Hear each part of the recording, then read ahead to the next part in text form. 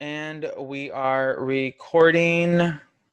Hi, I'm Dr. Fidelio, and this is Go Beyond Greatness, Season 2, Episode 1. Today, I have the pleasure of introducing an amazing young man that is beating the odds every day. A singer, a motivational speaker, and philanthropist. Yes, he's multi-talented and the very definition of Go Beyond Greatness. His name is Angel Quintanilla. Welcome, Angel. Thank you for joining Yay, me. stop. Hey, thank you for This is, having me. This is so much fun. I'm excited too. This is my first time on air for a podcast actually interviewing somebody. So Oh, that's so awesome. I'm honored to have you on. Oh, thank you. This is my first virtual interview flash podcast, and I've always wanted to do one, so this is really cool. Thank you for having me. Like, Awesome. Awesome. For those of you that don't know who Angel is, shame on you. Now you do. So let's yes. give them a little background of who you are and where you're from. Angel Quintanilla was born in 1997 in McAllen, Texas. That's the lower Rio Grande Valley in deep, deep South Texas. Yes. The last time I saw you and your amazing family was literally in 2008, 2010. I got to meet the Quintanilla family when I was filming a documentary film on cerebral palsy. Uh-huh. And I can arguably say that it was the first documentary film made by a master's in fine arts creative writing student at the University of Texas Pan American, formerly UTPA, now UTRGV. Yeah.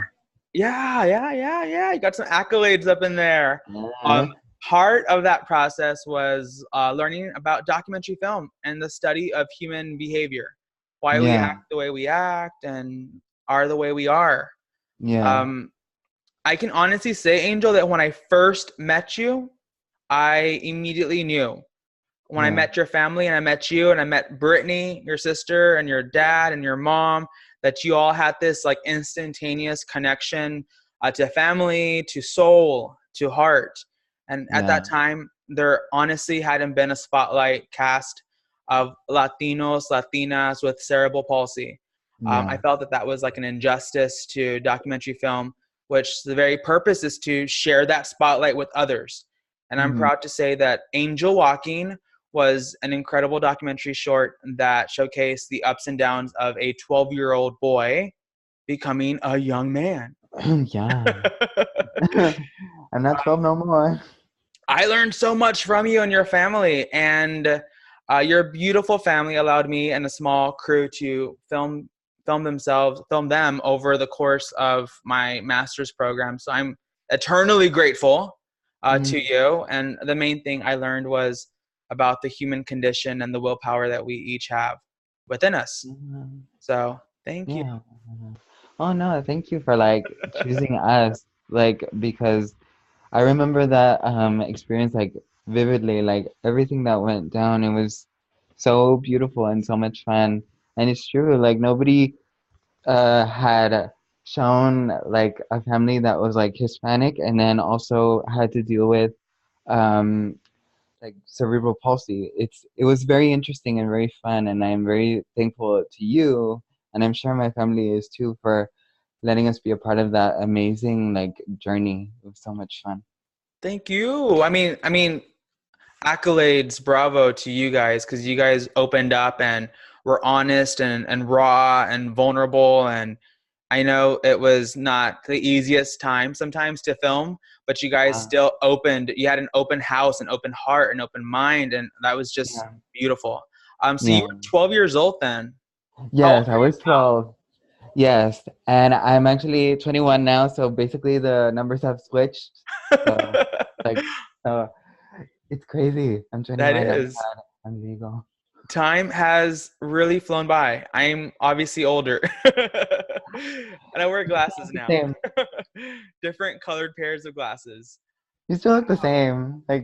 You haven't aged or anything. Thank you. You know, honestly, people will tell me when they see the documentary short, they'll say, okay, I saw Angel Walking. Um, and you did that. And I'm like, what do you mean I did that? And they say, well, you end the documentary film with him going into middle school, and Yeah. it just ends there. Yes. And you leave us all kind of like in suspense. Like, okay, you Yes. were kind of prepping us. This was this young boy coming of age, and, with this condition that he had, and he wasn't limited. He was actually limitless. He was doing so many things, despite that. And you just ended right there. Like, why did you do that? And many people often ask me, how did your middle school experience play out? My middle school experience like was like pretty normal. Like the thing that kind of I guess made it different was, everything that, I had to go through because of my cerebral palsy, my CP. That's the abbreviation for it. Um, but at the end of the day, like it was pretty normal. I had my teachers, I had my friends, and my parents and my sister were there, as well as the rest of my family, because I come Wow. from a family that they supported me in everything that I did, um, and also like the stuff that I did beyond school, beyond my physical therapy and all that stuff, which I'm sure we will get into. So it was pretty normal. It's just, I guess, like to be real, like Yeah. it was a bit hard because first like you're in elementary school and then you go to middle school and then it's like, oh my god, like There's things are changing. lockers.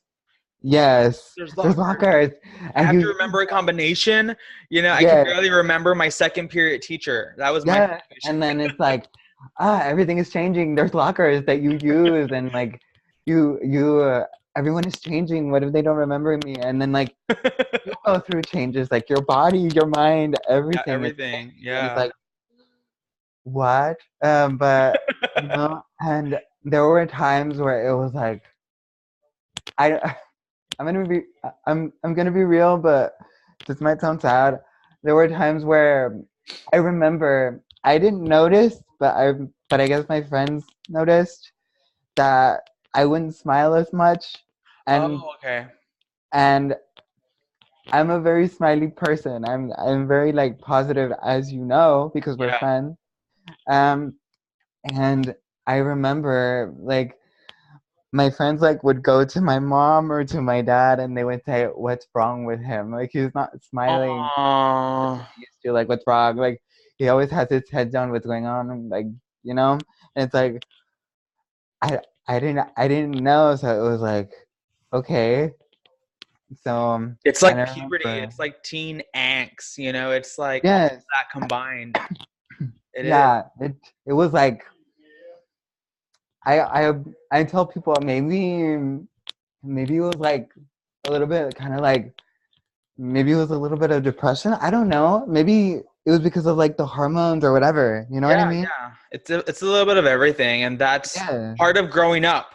Yes, Everybody totally. experiences those moments where we're just like, gosh, I never got older. Gosh, I never got older. I'm still, 14. I'm still 15. I want to be 25.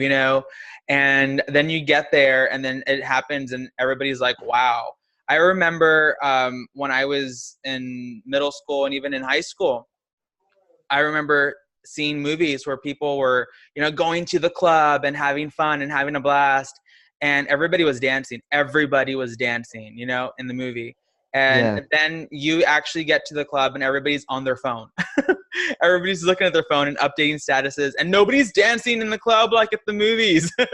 Yes. Oh my God. Freaking movies, man. It's like Yeah. a false picture for everything. How Literally. was how was like your high school experience? Was it a positive one? Yes. Totally. And like I think that's when like the whole hormones and things and like the sadness and the angst and whatever it kind of wore off. I think in middle school that's when you just become a as as people say a petulant teenager, like Yeah. just you just rebel and have these negative feelings just for the sake of it. Because I think everybody is having them. So you're like, I'm right there with you, you know? I feel the same feelings that you're feeling because I mean it's natural, you know, and there wasn't that much awareness like of like other like feelings, so like there is now, so Hmm. it's really interesting. But yeah, my high school experience was different in the sense it was a little bit more positive, and I was really excited, but I also was really scared because you know you see movies and stuff and whatever, The and cafeteria scene yes, of like every exactly, movie, right? yes, literally every movie. I remember seeing like Mean Girls for the first time, or seeing like John Tucker Messiah, like those really like corny like 2000s movies, Hmm. and being like, oh my god, high school is gonna be like really intense and really cool. And then it was, but it was like it wasn't like a movie. So It was probably better, and I hope it was better. So yeah, it was um, honestly. this is my favorite part. It's actually a new part of my podcast. It's called a rapid round of questions. Okay. And I'm really excited. And so the idea behind this rapid round of questions is I'm going to ask you a bunch of questions and you have to answer them really quickly. Hence, rapid round of questions. Oh, Here we okay. go. Dun dun dun dun. Favorite color. Blue. Favorite singer. As the Shakira. Shakira, Shakira. Favorite Yeah. actor.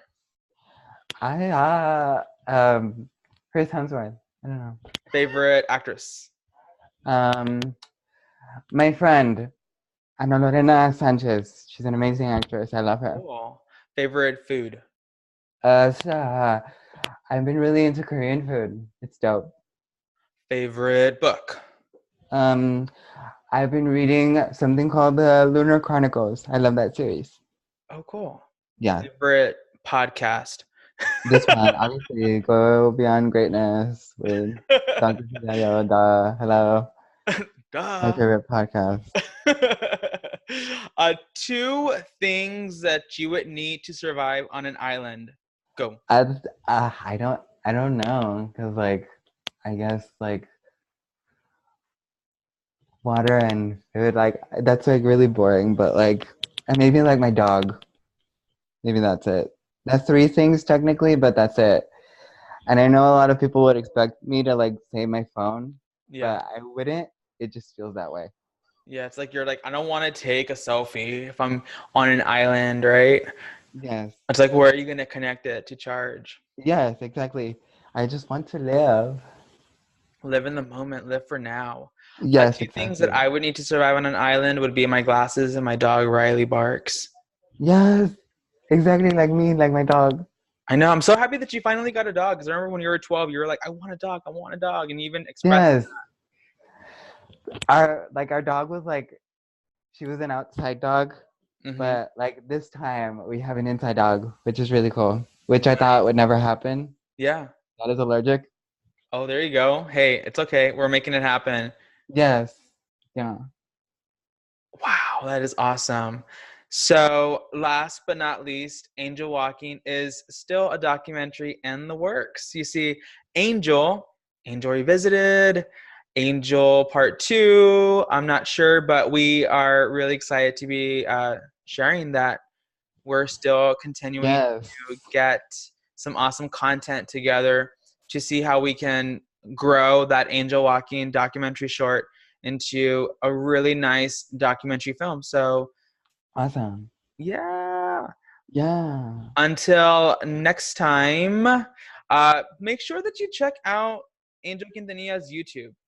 He has Yeah. Oh, thank you. really Speaking of awesome content. content. Yeah. So if you're into videos and you want to see the CP experience made fantastical by Angel Quintanilla, you need to check it out. So Okay, it's yeah. really awesome. So he is such a cool person and a family friend of mine. So Thank you for having me, and I hope that we can have like other episodes where we talk about yeah, we multiple. definitely need to. Yeah, for Yeah. sure. Alrighty. Well, until next time, everybody. Bye. Bye.